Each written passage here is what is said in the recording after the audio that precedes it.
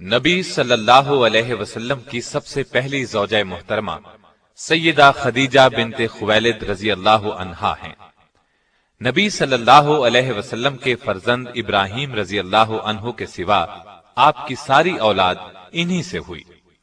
آپ صلی اللہ علیہ وسلم پوری زندگی اس وفا شیار بیوی کو یاد کرتے رہے۔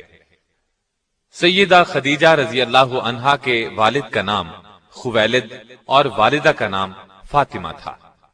سیدہ خدیجہ رضی اللہ عنہا کے والد اپنے قبیلے میں اونچی حیثیت کے آدمی تھے۔ ہر شخص انہیں عزت اور احترام کی نگاہ سے دیکھتا تھا۔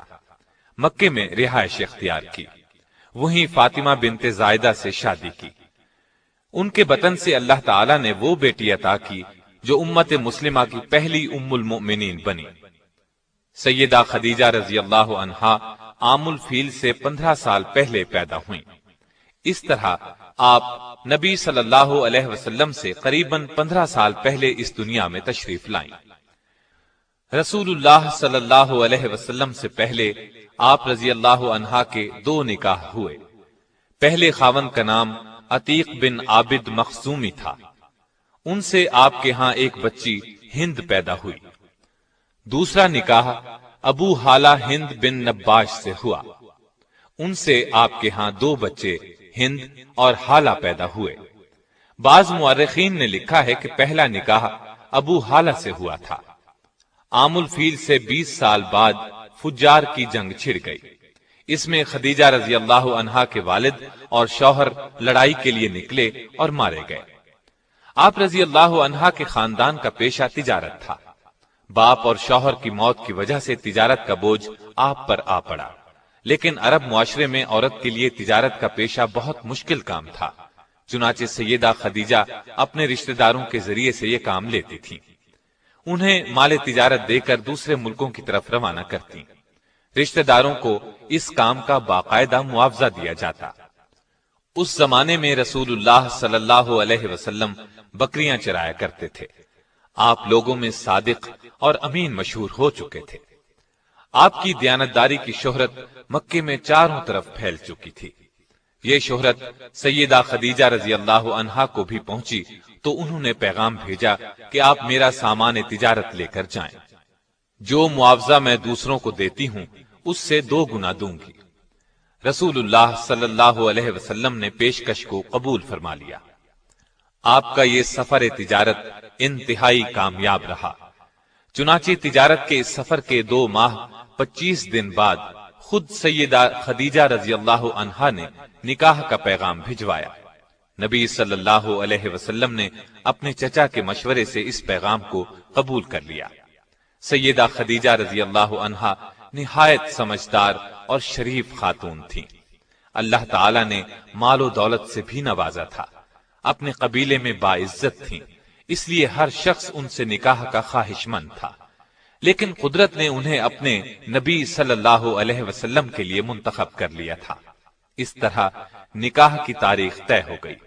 مقررہ تاریخ کو آپ اپنے چچا ابو طالب، سیدنا حمزہ اور خاندان کے دوسرے لوگوں کے ساتھ سیدہ خدیجہ کے گھر تشریف لائے۔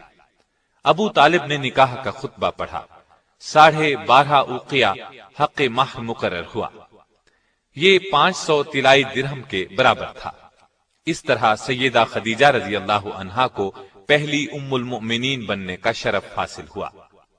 آپ رضی اللہ عنہا کا پہلا لقب طاہرہ تھا۔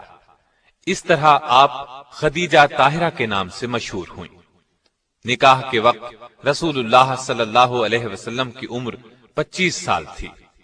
سیدہ خدیجہ کی عمر 40 سال کی تھی۔ نکاح کے بعد سرداران قریش اور دیگر لوگوں نے مبارکباد دی۔ نبی اکرم صلی اللہ علیہ وسلم کی زوجیت میں آنے کے بعد سیدہ خدیجہ نے اپنا سارا مال و اسباب آپ کے قدموں میں ڈھیر کر دیا۔ اس سے آپ کو روزی کمانے کی فکر سے نجات مل گئی۔ اب آپ تھے اور اللہ کی عبادت۔ سیدہ خدیجہ نے ہر مشکل اور پریشانی کے وقت نبی صلی اللہ علیہ وسلم کو تسلی دی، دلاسا دیا اور پریشانی دور کرنے کے لیے جو کچھ کر سکتی تھیں کرتی رہیں۔ مثلا جب آپ پر پہلی وحی یعنی اقرا بسم ربک الذی خلق غار حرا میں نازل ہوئی تو نبی اکرم صلی اللہ علیہ وسلم گھر تشریف لائے، بدن مبارک پر لرزہ طاری تھا۔ سیدہ خدیجہ رضی اللہ عنہا سے فرمایا مجھے کپڑا اوڑھا دیں۔ جب کچھ دیر بعد گھبراہٹ دور ہوئی تو غار ہرا میں پیش آنے والا واقعہ سیدہ خدیجہ سے بیان کیا۔ سیدہ خدیجہ نے آپ کو تسلی دی اور کہا قسم ہے اس ذات کی جس کے قبضے میں میری جان ہے، میں امید رکھتی ہوں کہ آپ اس امت کے نبی ہوں گے۔ اس کے بعد سیدہ خدیجہ رضی اللہ عنہا آپ صلی اللہ علیہ وسلم کو اپنے چچا زاد بھائی ورقہ بن نوفل کے پاس لے گئیں۔ آپ نے پورا واقعہ سنایا۔ اس واقعے کو سن کر انہوں نے یقین کے لہجے میں کہا یہ وہی فرشتہ ہے جو موسیٰ علیہ السلام پر اترا تھا، کاش میں اس زمانے تک زندہ رہوں جب آپ کی قوم آپ کو وطن سے نکالے گی۔ اگر میں نے آپ کا وہ زمانہ پایا تو میں آپ کی ضرور مدد کروں گا۔ اللہ کے حکم سے جب آپ نے نبوت کا باقاعدہ اعلان فرمایا تب بھی سب سے پہلے سیدہ خدیجہ رضی اللہ عنہا ہی نے آپ کا پیغام قبول فرمایا اور ایمان لائیں۔ مردوں، عورتوں اور بچوں سبھی میں سب سے پہلے ایمان لائیں۔ آپ رضی اللہ عنہا نے نہ صرف نبوت کی تصدیق کی بلکہ آغاز اسلام میں آپ صلی اللہ علیہ وسلم کی سب سے بڑی مددگار بھی تھیں۔ آپ صلی اللہ علیہ وسلم کو چند سال تک کفار اذیت نہ دے سکے۔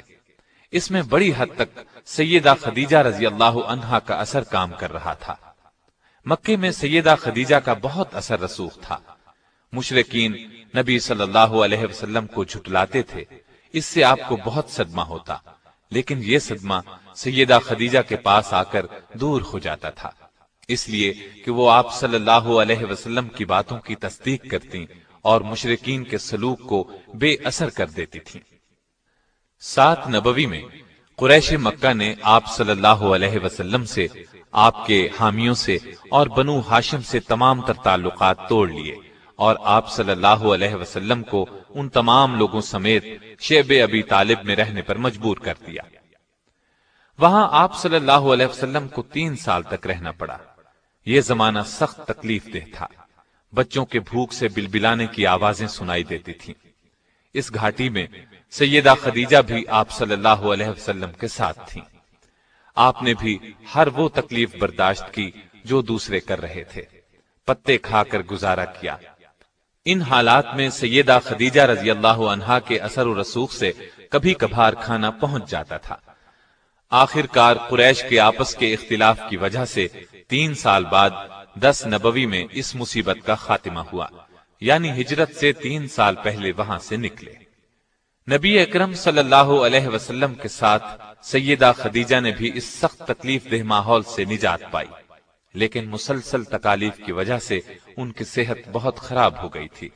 آخر کار رمضان 10 نبوی میں اس دار فانی سے دار آخرت کی طرف انتقال فرما گئیں۔ انا للہ و انا الیہ راجعون۔ وفات کے وقت آپ رضی اللہ عنہا کی عمر 64 سال 6 ماہ تھی۔ اس وقت تک شریعت میں نماز جنازہ کا حکم نہیں تھا، اس لیے آپ رضی اللہ عنہا کو اسی طرح دفن کر دیا گیا۔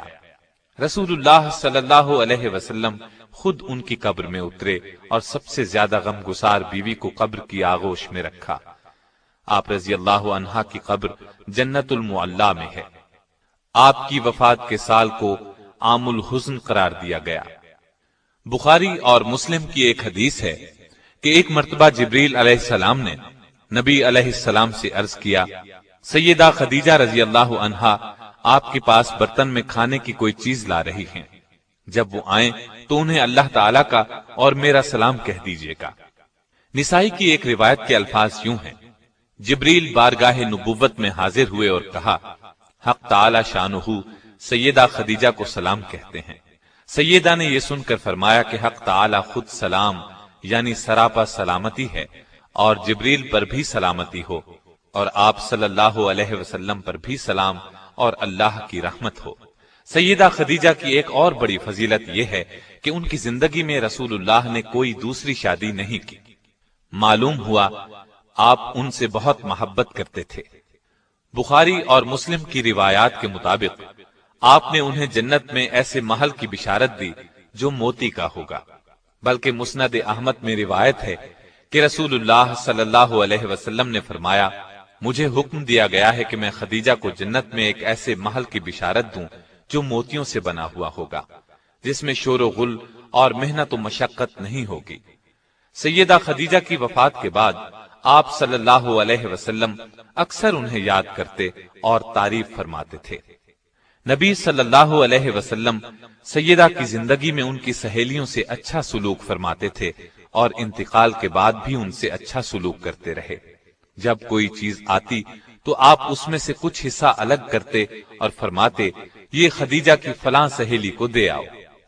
نسائی اور مسند احمد کی روایت کے الفاظ یہ ہیں کہ نبی صلی اللہ علیہ وسلم نے فرمایا، جنت کی عورتوں میں سب سے افضل یہ 4 عورتیں ہیں: خدیجہ بنت خویلد، فاطمہ بنت محمد، مریم بنت عمران اور آسیہ جو فرعون کی بیوی تھی۔